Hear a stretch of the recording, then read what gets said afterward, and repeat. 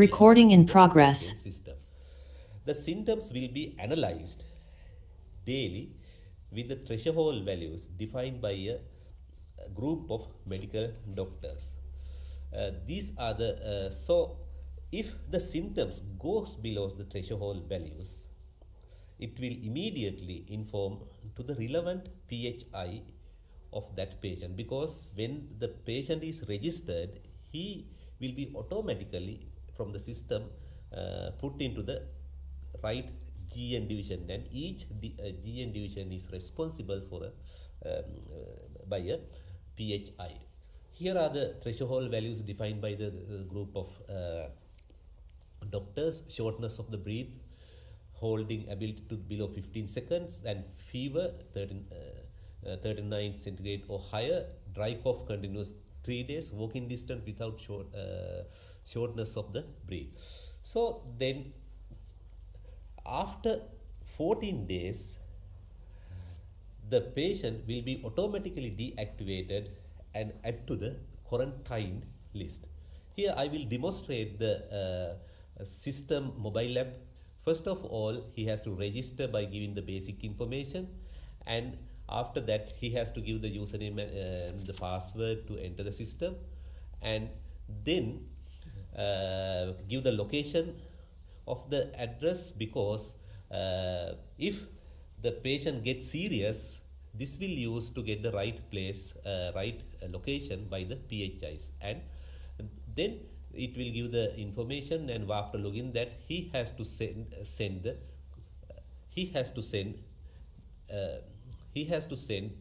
the COVID information, right COVID information to the from this predefined symptom set to the backend system. The backend system will analyze and inform the result daily to the patients, as well as the result will be visible to the relevant PHIs. So here is the mobile app that we developed for this COVID-19 smart COVID assist system, and after that the backend system is given to the administrative staff of the Ministry of Health, provincial directors, MOH officers, and PHIs. They can easily generate the required report and monitor the patients and get the real-time information about the patients. So they can generate the reports, as well as also they can get the current situation of the districts, provinces, and even the GN division, and generate required reports. And also these information, as they can get the real-time information, they can get the correct statistics of the COVID, and easily they can generate the report like this. Individual patients also they can generate the GN division wise, the district wise, MOH division wise, and finally they can get the whole country.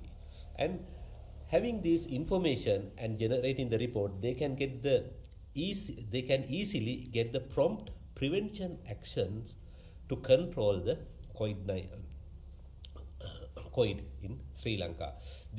So these are the reports that they can generate. And advantages of using this system: PHI need not to enter any data about quarantine people, and they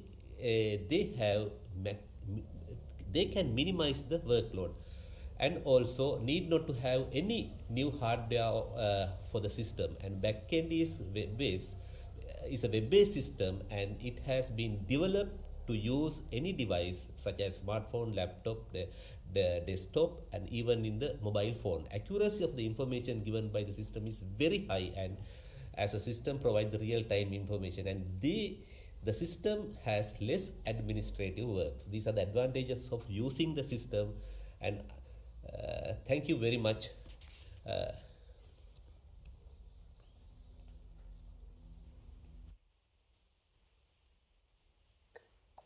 Thank you, Dr. Rohan Samarasinghe. Now the presentation is open for discussion. If you have any questions, you can ask now. Dr. Rohan, I just want to ask that, so when the patients input whatever the symptoms through the mobile app, and at the back end, whether these informations, I mean, the symptoms are processed manually or through machine learning technique? I can't hear you properly, Ms. Chatrika. Can you say once again? So when the patients submit their symptoms, Yes. So when those symptoms are recorded in your system at the back end, whether they are processed, but is it a manual processing or is it processed by any machine learning technique or something like that? Yes, the system will automatically send the notices 2 times a day. For an example, morning sessions and the evening, and in that time the patients must send the predefined send the symptoms of using the predefined symptoms. Actually, we have generated the SMS notification twice a day. After that, the patients will send. Then the symptoms will be analyzed using the machine learning techniques, and also with the threshold values, and inform to the patient, as well as if the condition is worse, it will inform to the PHIs also. Okay, right. And also, I just want to know that if we say when a particular patient is registered in this particular system, yes. So due to his hospitalization or due to, we'll see if he's dead, so then if the system administrators can't contact him, so will his information remain in the system forever? Or if this particular system contact the hospital that person attached to that particular Gramanidari division, and if the information regarding that the patient's hospitalization or the death from the hospital and update the system. Yes, when the patient is hospitalized, it must inform to the PHI. So PHI from the backend system, he can put actually. There is options to select whether he has hospitalized or in a quarantine center at home. If he can select the hospitalized, and then thereafter that patient need not to send the predefined symptoms to the system. After hospitalization, he will automatically deactivate from the system, because the caring is done by the hospitals. Okay. So then, Dr. Rohan, finally from me, I just want to know whether, so with the prevailing situation, the current situation in our country, there's remote monitoring patient monitoring system is there currently. So when compared with that, what is the novelty or difference of the system that you have developed? When I developed this system, there was no any remote monitoring system used for monitoring the quarantine COVID patients. So after that, I saw one mobile application developed by a certain group of people, but it was not worked well. So apart from that, I don't know any systems similar to this one. Okay, right. Thank you.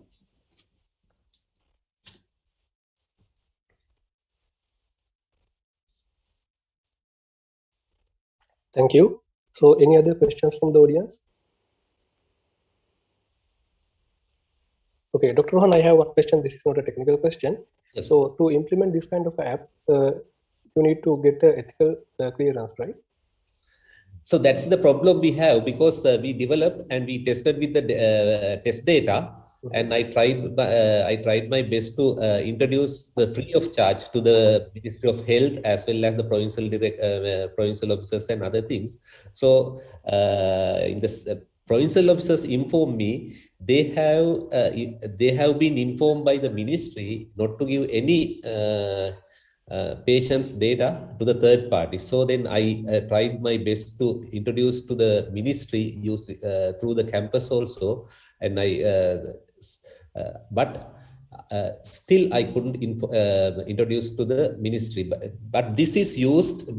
This can be used anywhere, even in the private quarantine centers. Also, we can be used without any changes. The system. So then we have already discussed with the Asiri and Navaloka hospitals. They are willing to actually get this one. Since then, I did not do anything for this one.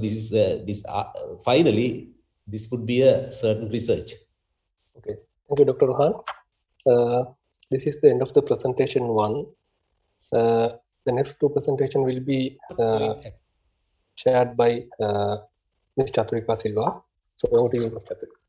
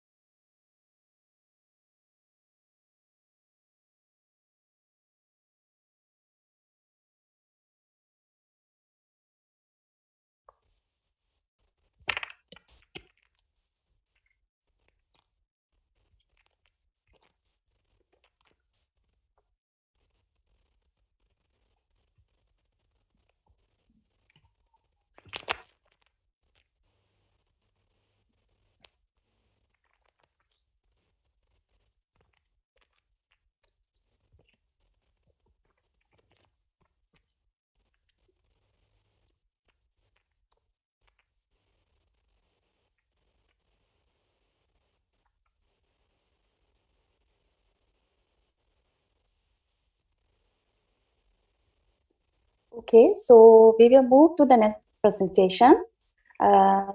Evaluation of cyber attacks targeting internet-facing IoT and experimental evaluation. So the authors are N. Tilakaratna, N.R. Samarasinghe, Madhuka Piyashan. So the paper will be presented by N. Tilakaratna. Over to you, Tilakaratna.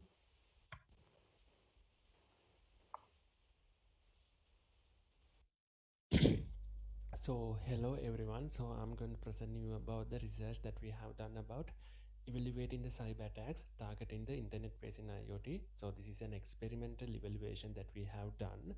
So first, to highlight the background of the research.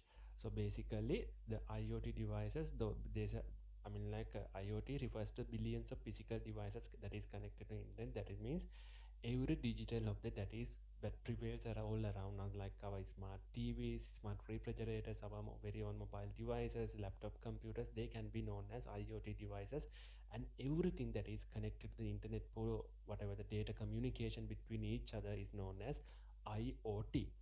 So for the time being, as of now, this IoT is included into various domains like the healthcare, smart cities, smart agriculture, surveillance, military, manufacturing, education, and so many aspects of there currently.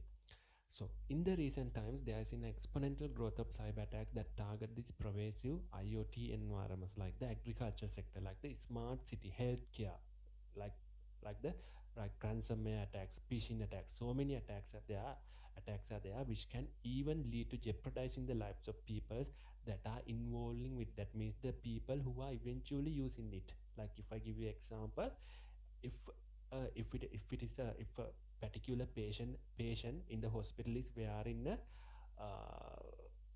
some like blood pressure monitoring device, IoT based blood pressure monitoring device. So definitely if that device is connected to the internet, so he is actually vulnerable to cyber attacks. So that is the aspect that we are talking and targeting in this study. So therefore, it is essential to analyze the cyber threats that come through the internet. So with that focus in mind, we are doing this study. So here we are doing an experimental evaluation to analyze the request received to exploit the Open Secure Shell Connection Service, that means SSH. It stands for SSH, service of an IoT device which connect to the internet for more than 6 consecutive days. So there's a one IoT device. We are configuring the device and we are keep connecting that device for a internet for a so long period of time, and we are monitoring the cyber attack, the exploitation attack request that comes to the device through the internet. So that is that is the research that we have done. So by opening the secure shell service on the device, it acts as a honeypot device where we can log and retrieve all the login attempts request received to the service open. So honeypot device in the sense the when the attackers are browsing the internet for vulnerable whatever the vulnerable IoT devices, they will initially come to our home broadband router and they will see our whatever the vulnerable device with the vulnerable OS and when the vulnerable service is open, so they will try to attack that device. So here in our device we don't have any data, we don't have anything. So it's like a kind of like an empty thing.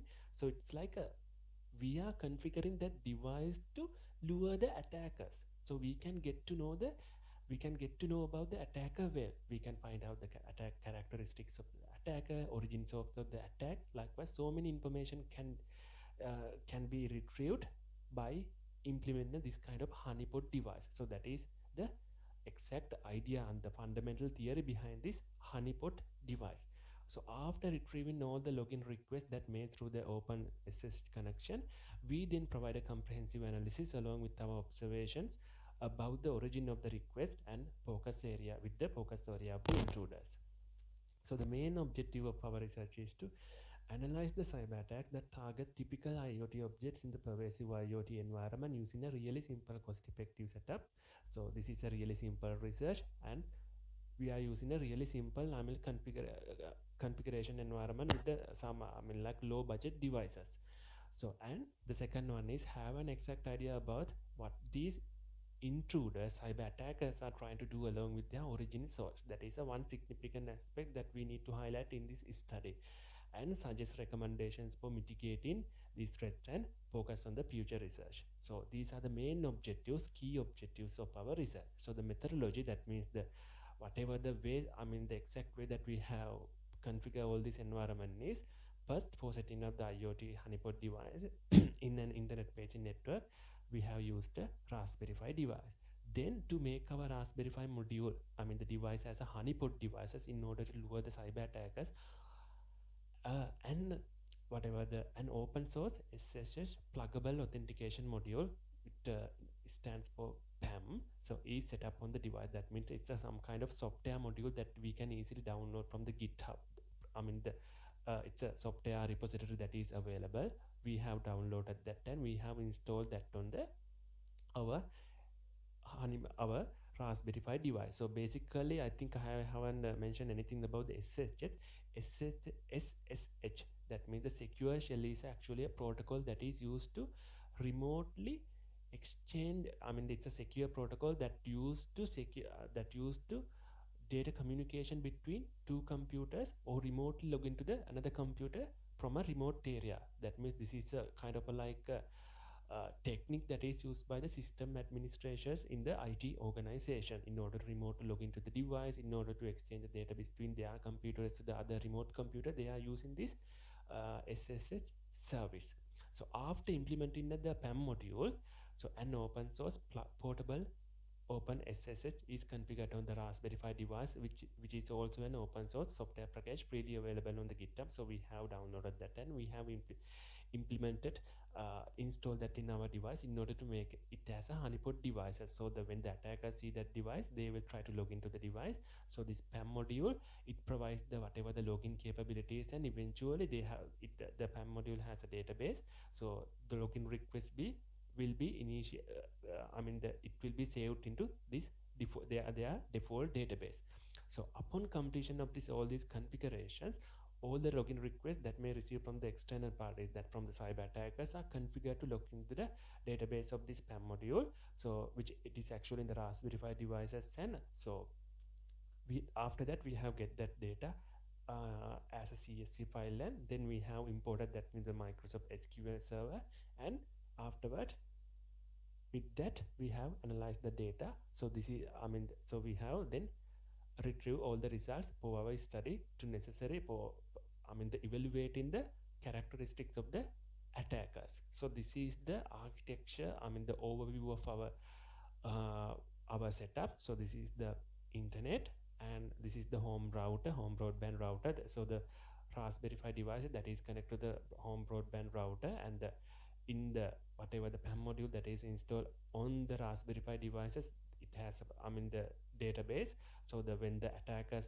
actually comes through the from the like internet, the public internet, they see the home router. So through the home router they will see the vulnerable device, vulnerable our Raspberry Pi device with the vulnerable OS, and a vulnerable open service which is secure share, and they will try to exploit this service.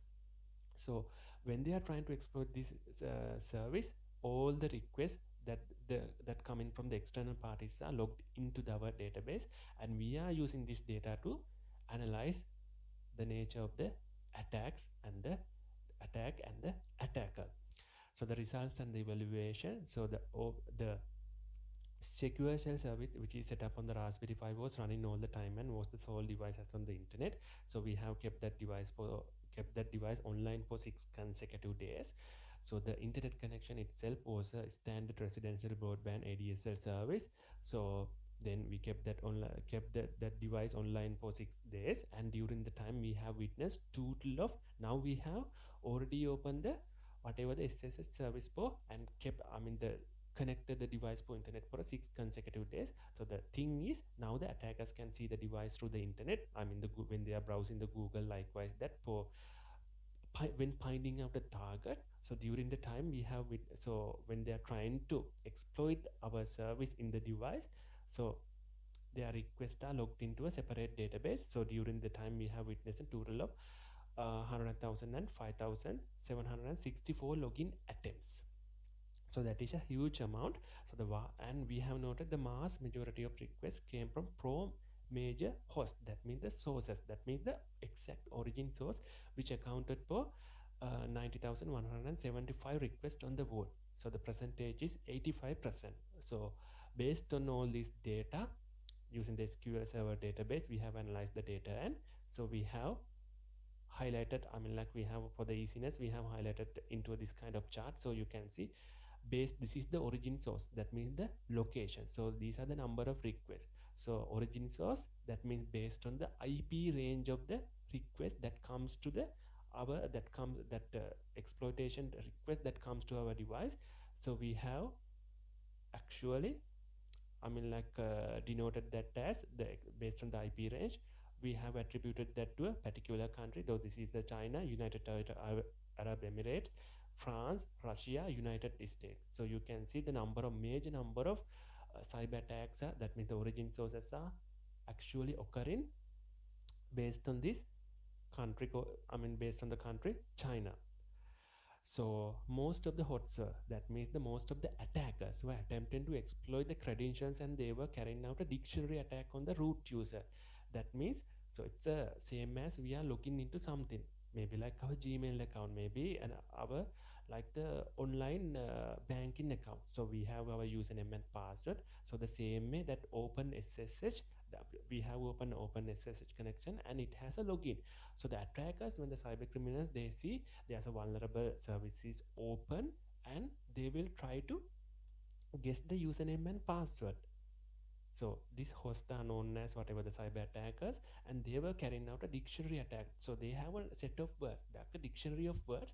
So they will try to match that particular match the username with the word in their dictionary. So that is called a dictionary attack, and they are trying to guess the username. So that the Palawan is a list of the top 5 users that were attempted in order to exploit the login via the Open SSH service. You can see the first whatever the username is root, then the admin, then the zero, then the pi, then the test. So these are the most commonly used usernames by the attackers. And these are the list of the top 20 passwords that were attempted. That means after the username, we have the password. So the same way the attackers are trying to get the password using their available dictionary, using the dictionary attacks. The most common word is admin, then 0, 1, 2, 3, 4, 5, 6, then the password 1, 2, 3, 4. That means if we are using a really simple username and password, that means it is easily guessable for the cyber attackers. And in case if if they can access the if they can exploit the your username and password, if you are using, in case if you are using a really simple one, that means all is done.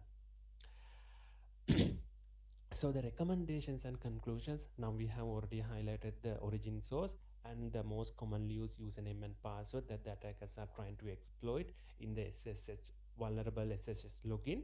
So based on that, we have derived these recommendations and our conclusion. So the most of the intruder sources are dispersed around the China. That means there could be there could be people, there could be students, there could be some part-time hackers who are interested in hacking things, especially in China. So we exactly don't know what is the exact intention is.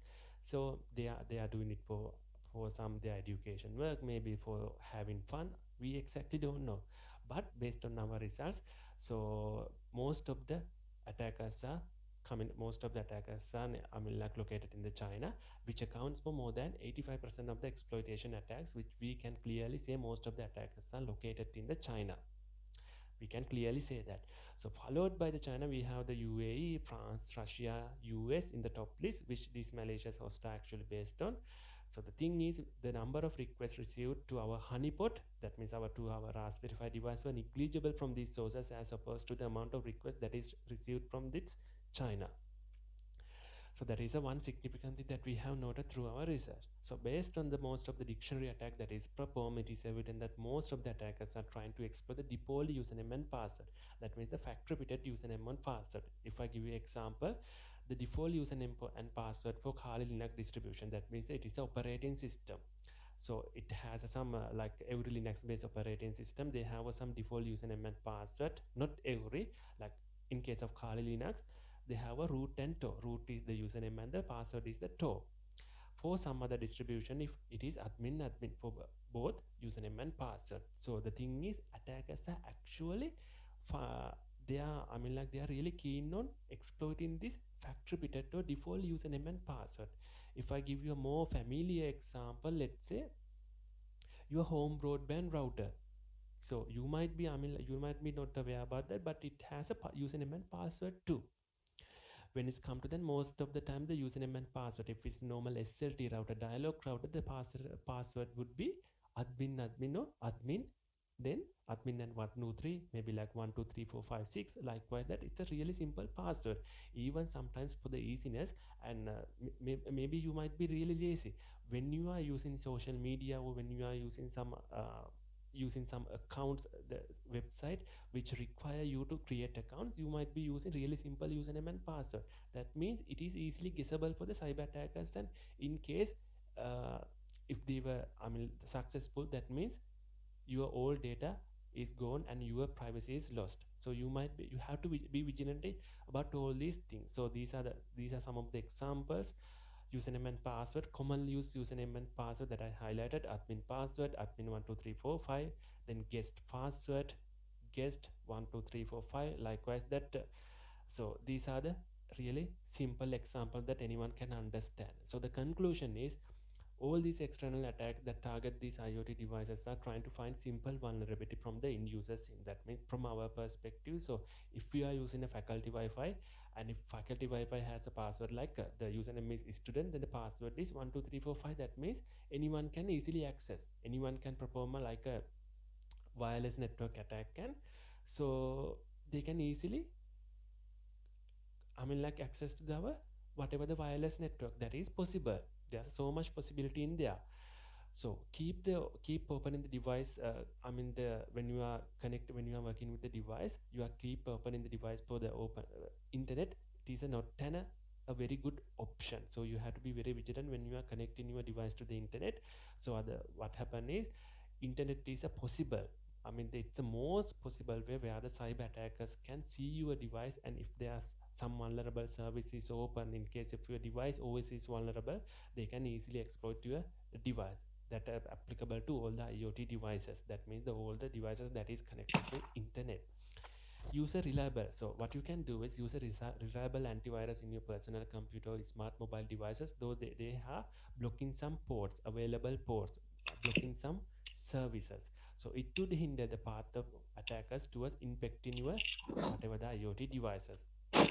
So as the end users, you need to be vigilant uh, of their whatever the for the operating system and the inbuilt firewall activities, as some of the softwares may change the configurations of these firewalls, especially with Microsoft Windows 8, 8.1 and 10 operating system, as even your smart mobile device or personal computer can act as an IoT device that I have already mentioned. That means when you are installing some softwares, like software that you downloaded through torrent, sometimes especially Windows operating system, the pop-up is coming and it will ask you whether to change these settings in the firewall, whether to connect to the internet or not. So you have to be very vigilant, especially nowadays the ransomware attacks are really common among the undergraduate students in here in Sri Lanka, because they are downloading whatever the necessary educational softwares from torrents, because some softwares are commercial software. So for the easiness, they are downloading the trial whatever the cracked version from the internet, and when they are trying to install that, and these attacks could happen. So if it is a Windows operating system, there's a separate protection mechanism called Windows ransomware protection. You can enable that then. So that will help you to at least reduce the affection, the infect that will help you to reduce the infections happening targeting your computer.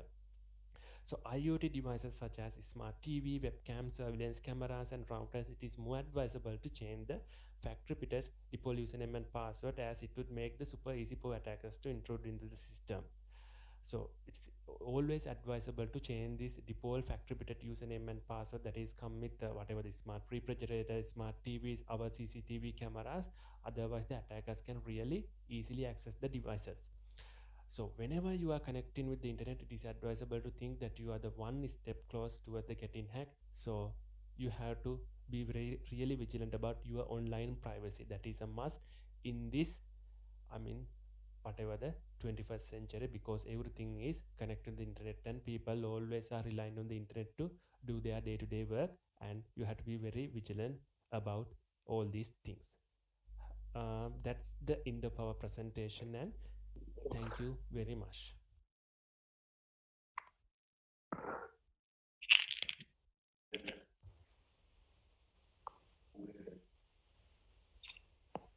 Okay.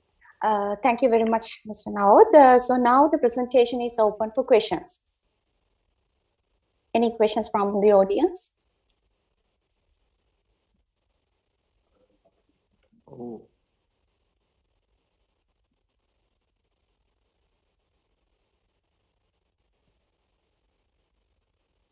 Right. So I have a few questions now. So in your presentation that you have highlighted that your particular prototype that you have built for this research, you opened that prototype 6 days where you led the intruders to hack your prototype for 6 days. Why you are so much specific on 6 days? Why it is not less than 6 or is greater than 6? Well, it's actually depending on the constraint and my schedule. I have keep the connection open for 6 days. Like depending on the context, but there are no such restriction. That means you can open your connection unlimited times. I mean, like when you do so, what happen is your log file size will be increased and you will have more data to analyze. But depending on the context and my schedule, I have limited my research to 6 days. That is the reason.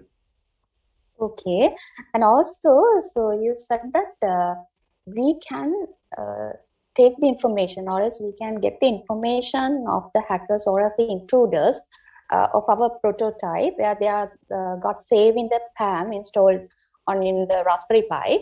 So I'm asking, if the attackers or as the intruders are so much intelligent, then why can't they edit their own sources or as own information and show us some bogus information?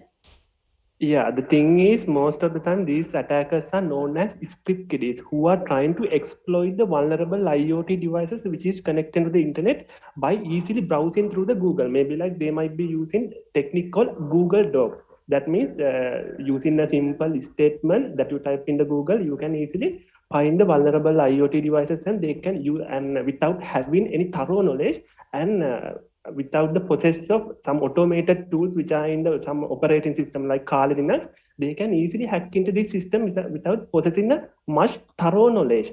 So these people have not that much understanding, and in this case, they can perform these kind of low-level dictionary attack. But when it comes to some other cases like the denial of service attack that target huge organization like Facebook, Microsoft, eBay, we cannot actually trace the cyber attack because they are using some intelligent techniques like IP spoofing and some like anonymization technique. But in this kind of dictionary attack, they might be using some low-level techniques, and they might be haven't had any kind of idea about the whatever the these kind of anonymization techniques, and they are just using tools for the sake of doing. And that is the main reason why we have this much of request in this much of limited time, and we were able to trace the origin source of the IP with the geographic location. Right. Okay. And also for the just for 6 days, you have collected more than 1 lakh of attacks. So actually, so it's a huge number. So actually, when talking about the transaction, money transaction, especially when we are doing money transaction through banks, so if such situation happens in just 6 days, so we are wondering and we have some questions whether then what about our money transactions, whether the transactions that we are done via the bank accounts also get hacked or not. So then the OTP is using, the banks are using OTP. So can this the OTP mechanism can block this sort of hackers, or else still we are in danger? Yeah, OTP can be hacked. There are 2 ways that you can hack the OTP. First thing is you can hack the main OTP server which generate the OTP token. So then the attacker can redirect the particular OTP message, that means the SMS message, to the attacker's phone. Or otherwise, the second technique is attacker can install a malicious software on the device, whatever the device that the particular end user is using. So the attacker can have a very limited time to compromise his account. So that's the 2 ways that the OTP can be hacked, and there are few number of incidents have already happened in the world. Okay, right. So do we have any questions from the audience? Right. Since there are no more questions, thank you, Mr. Nawud, and your team, that you have done great work. So we will move to the final presentation of this session, which is Internet of Things, Technologies for Managing COVID-19 Pandemic, Recommendations and Proposed Framework. So the authors are N.N. Tilakaratna and N.R. Samarasinghe. So the presentation will be conducted by N.N. Tilakaratna. Over to you.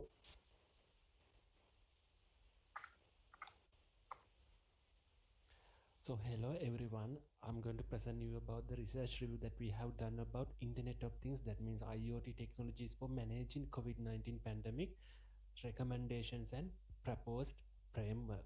So moving into the background of the research, so basically the IoT, the Internet of Things, refers to the billions of physical digital devices that are connected to the internet and that are prevails all around us, like smart TVs, smart refrigerators, our very own mobile devices, then the laptop computers and everything that is connected to the internet. So when it's come to healthcare, global healthcare, healthcare is a one such domain that highly adopted this IoT technologies for providing better quality patient care. And there are many other domains like the smart agriculture, then the surveillance, then the military, then the traffic control, then the manufacturing. So many examples are there that this uh, where we have the devices that are connected to the internet, which I mean like we can refer to as IoT devices. So as of now, the IoT is served in various aspects of healthcare, making many of the medical processes like easy as opposed to the earlier times, for medical imaging, gathering the exact pathological data from the patients and sending them to the PCNs or clinicians for uh, their recommendations, then propose the treatment plans likewise that.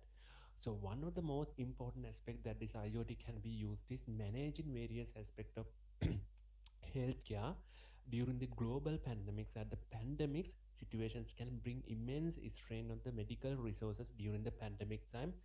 So at that time we can use this IoT towards mitigating the extra burden. So next, so by the time that we are writing this, we all are still being suffered from the novel coronavirus termed as COVID-19, and where we almost lost over 5 million people lives as of now.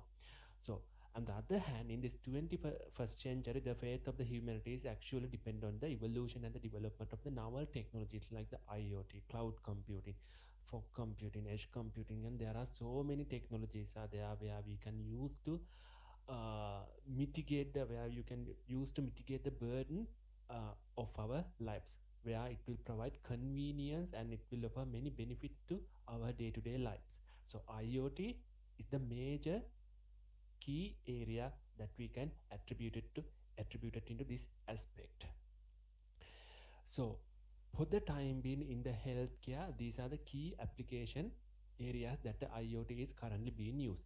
Remote patient monitoring, that means this is also can be known as telemedicine, or like it's like teleconferencing, where you will get a call with the patient, then you can monitor the condition of patient when the patient is actually in the remote area. The clinician or the exact PCN or the medical staff, they can get to know about the patient condition, and they can through the internet, they can whatever through the communication media, they can release the treatment plans, like they can offer the prescriptions.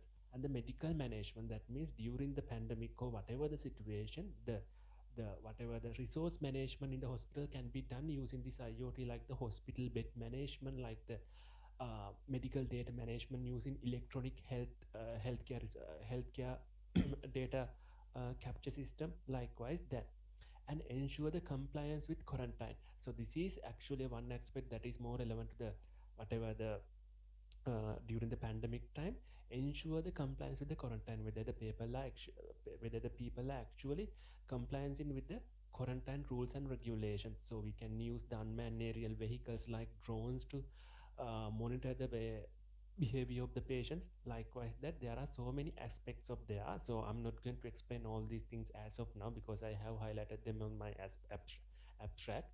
And on the other hand, medical robots, like if the whatever the pandemic, I mean the virus outbreak is the contagious, if it is a contagious virus, so in order to like the reduce the getting exposed, reduce the I mean the risk of getting exposed to the virus, the medical robots can be used. So exact medical staff, they can send the robots near to the whatever the near to the patient, and the robots, they can by autonomously they can collect the exact pathological data like the blood pressure, like the temperature, blood temperature, then the blood glucose level and various pathological details, and then they can send that data through the internet or the through a wireless network to the medical staff's computer. So everything is really easy using this IoT technology. And also these are the main four areas that the IoT is actually used in for uh, used in during the pandemic situation.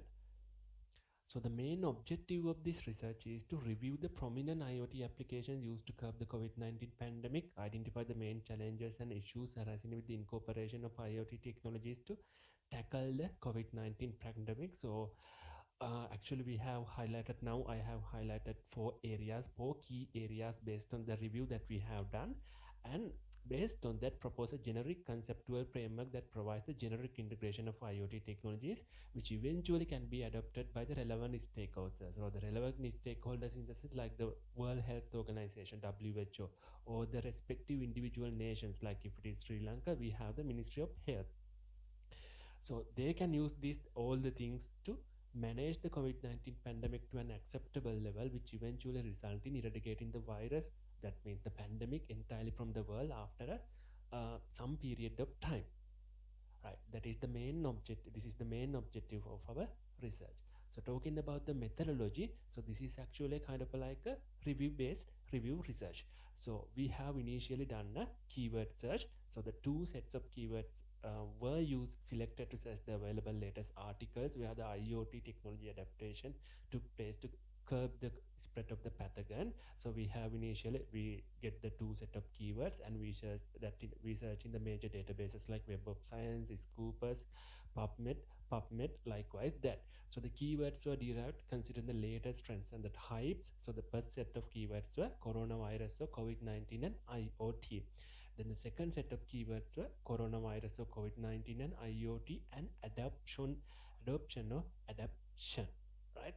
So based on this methodology, we have provided the review, and after that we derive this conceptual framework where we have the input, and all these inputs are result in the exact output that we can use to manage the pandemic to an acceptable level.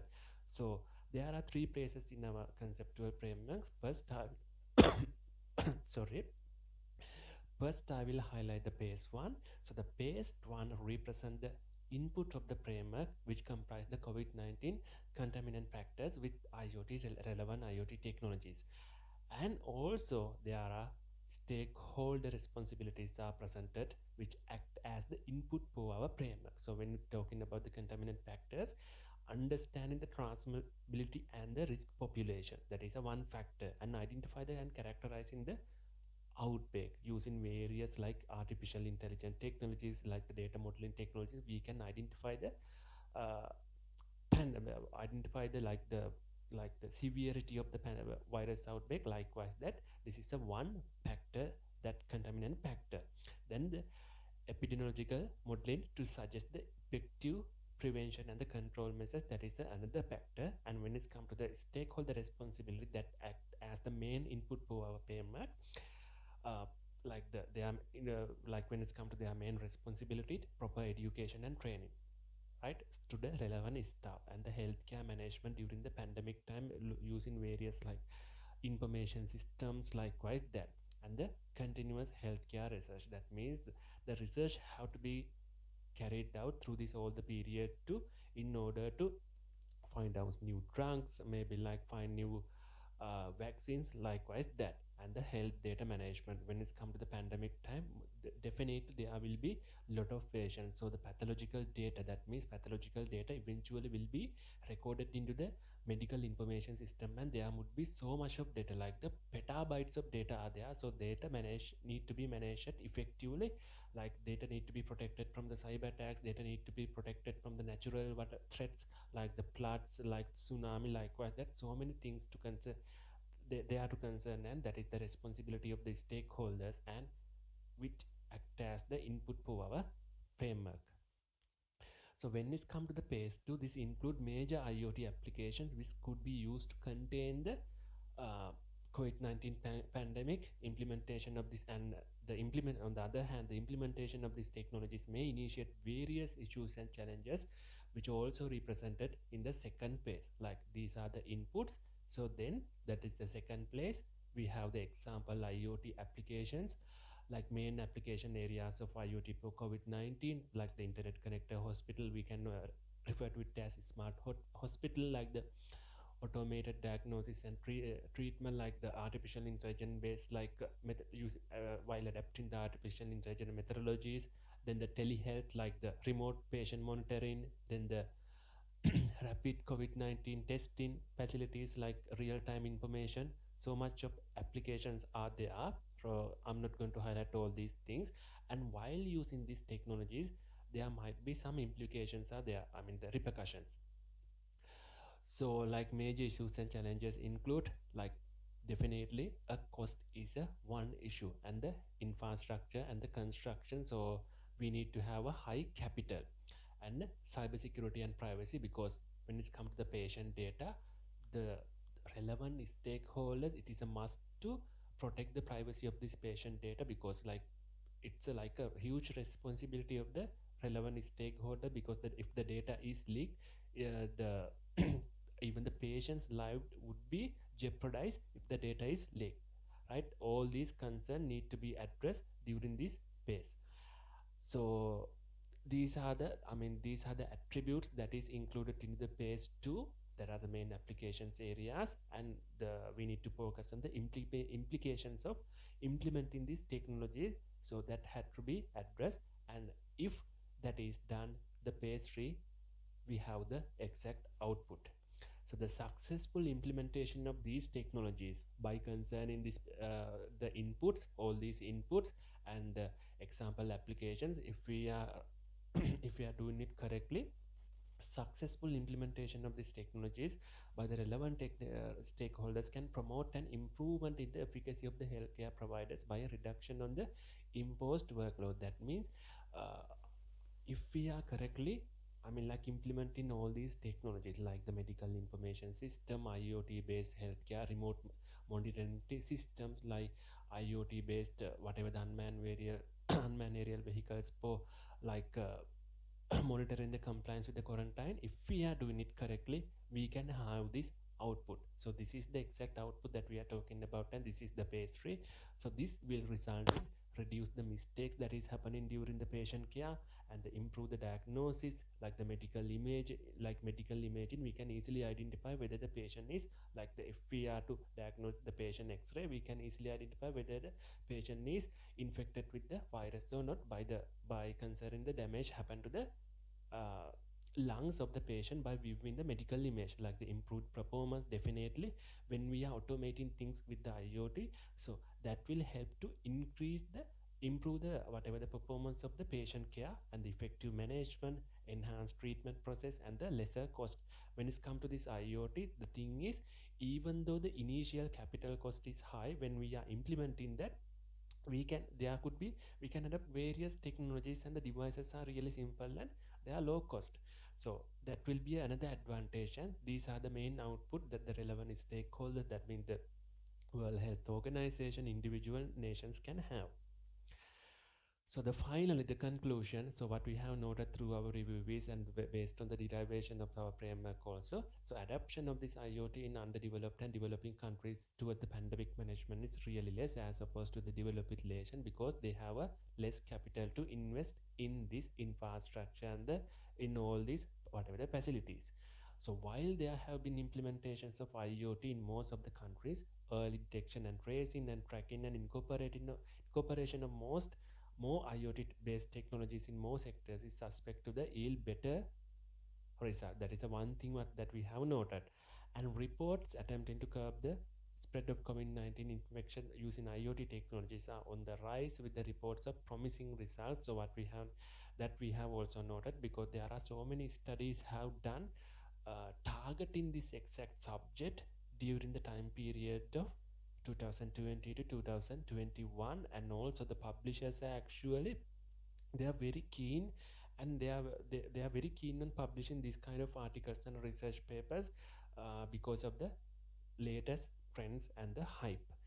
So our recommendation is, we recommend adopting these IoT smart technologies as much as possible, depending on the capacity of the individual nations, like the organizations, to manage the pandemic to an acceptable level, where the contributions from individual stakeholders on the whole will result in eradicating the virus outbreak entirely from the world after even after some period of time, and that is a good news for all of us. And so that's the end of the our research presentation. Thank you very much.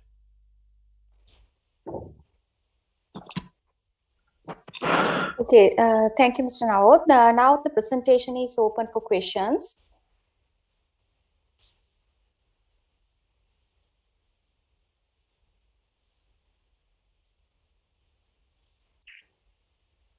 Right. So now, in your research, so there are 3 phases. In phase 1, so the inputs are taken from the different levels of stakeholders.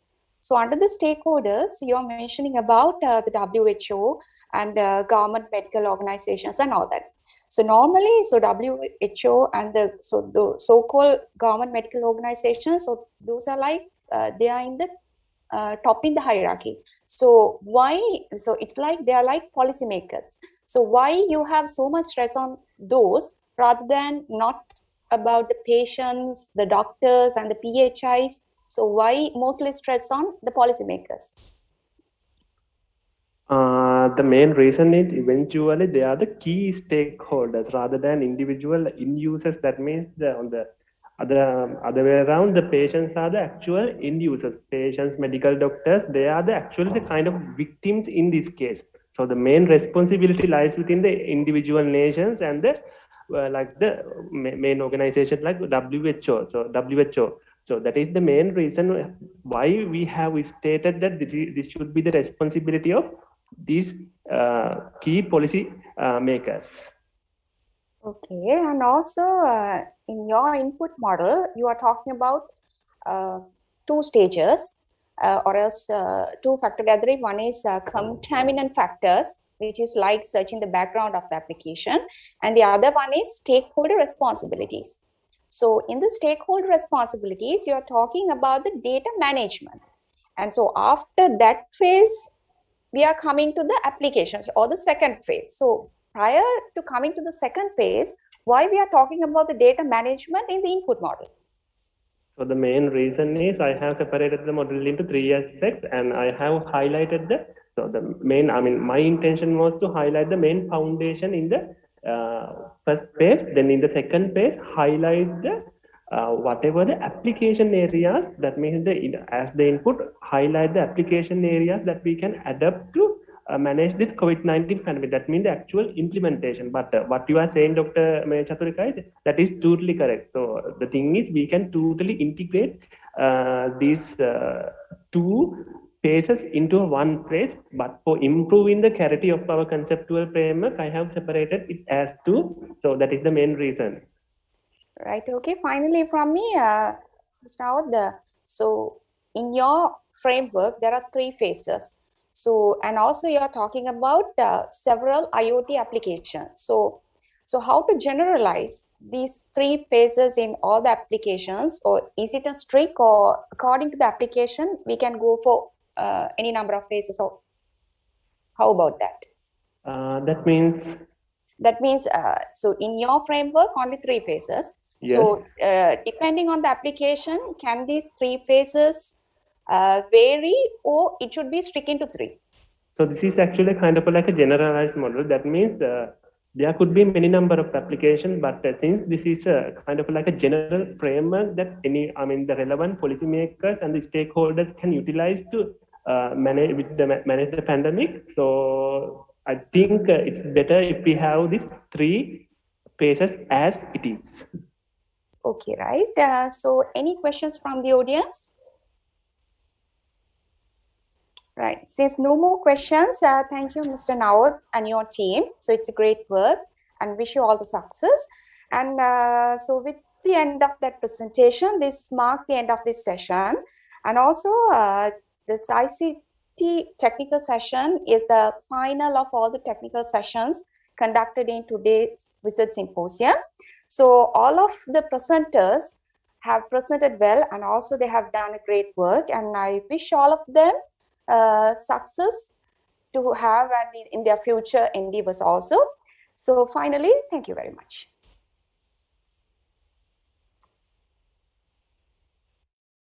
Thank you very much, Ms. Chaturika and Dr. Vijayavardhana, for chairing the technical session 3. That marks the end of the technical session 3. With that, the annual research symposium of the Faculty of Technology, University of Colombo is about to conclude.